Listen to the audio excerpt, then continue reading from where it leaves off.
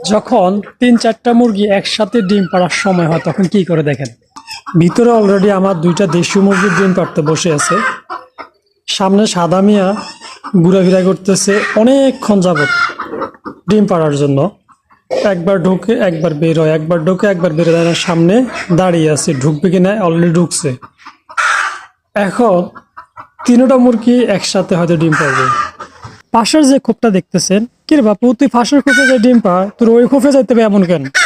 ও পাশের খোপে ডিম পারবে না, ও এই খোপে ডিম পারবে, এই জন্যই অনেকক্ষণ যাবত অপেক্ষা করতেছে। অনেকগুলি মুরগি একসাথে ডিম পাড়তে গেলে এই একটা সমস্যা হয়। কিন্তু এরকম সমস্যা আপনারা কারা কারা পড়ছেন অবশ্যই কমেন্ট করে জানাবেন।